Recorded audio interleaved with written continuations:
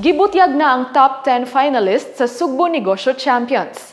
Nagikan kini nga mga finalist sa 41 ka mga contenders nga nakasalmot sa Sugbo Negosyo Expo. Nakadawat og tig 20,000 pesos nga vouchers, puno sa ilang puhunan ang top 41 contenders sa Sugbo Negosyo Program. Ato sa pagpasidungog nga gihimo kaganiha. Ania si John Fredson Granada alang sa detalye.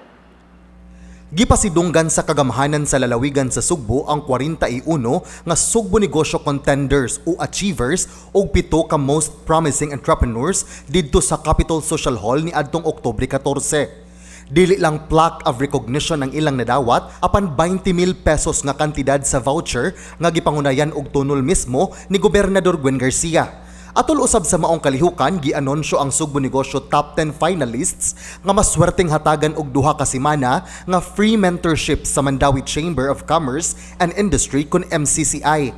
Nakuha ni Francis Ray Bicaldo ang unang pwesto, tag-iya sa Buena Cocina gikan sa lungsod sa Minglanilla. Gisundan ni Verliza Rio sa Rios Ratan Furniture Manufacturing sa Dakbayan sa Talisay.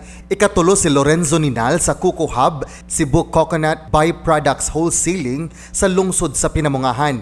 Ikaupat ug ikalimang pwesto nakuha nila ni Laura Evelca sa Sugbo Sarsa Food Products Trading sa Dakbayan sa Mandawi ug si Beverly Bionat sa Acacia Mercado Snack House sa lungsod sa Alcantara. Si Lorna D sa Tablia Dibao sa lungsod sa Sugod ang ikaunom ug ikapito si Renan Alquizola sa Natural Living Cebu Food Processing sa lungsod sa Barili. Gikan sa Alegria ang nakakuha sa ikawalong pwesto nga si Erinio Legaspi Jr. sa Kusina Organica by the Sea ug ikasiyam nga pwesto nagikan sa lungsod sa Medellin si Lord Alexander de la Rama sa Baker Lane Bakery. Samtang nakuha sa ikanapulo nga pwesto si Elda Igot nga tag-iya sa Igot's Catering sa lungsod sa Sugod.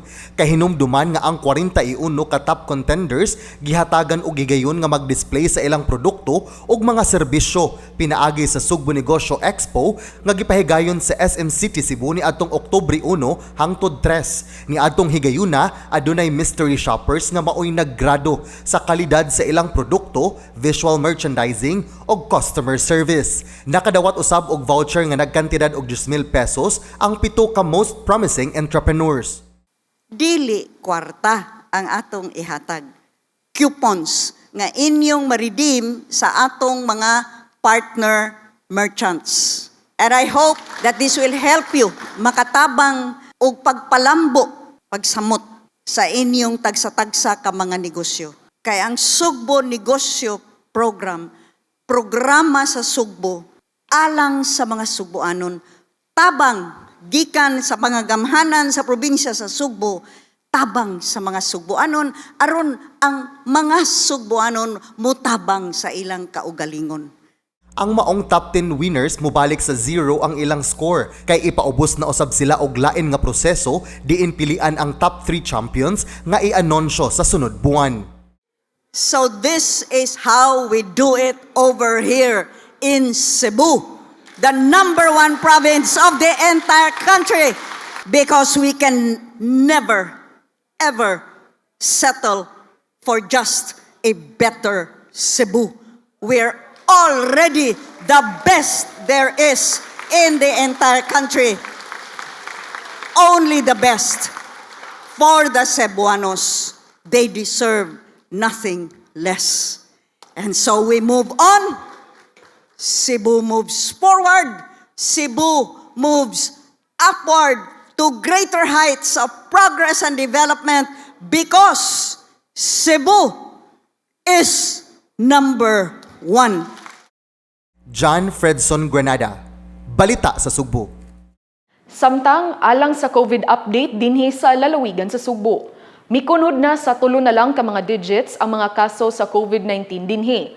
Gikan sa 930 ka mga kaso kaniadtong Oktubre 10, anaa na lang kini karon sa 780 na lang. Busa padayon paghihapon kita sa pagpakabana ug mag-amping ug dili kalimtan ang mga basic nga mga protocols sama sa pagsulob og mask inigawas sa inyong tagsa-tagsa ka mga panimalay. Mao kadto ang mga labing uwahing kalambuan gikan dinhi sa Kapitolyo. Ako si Paula Mendoza.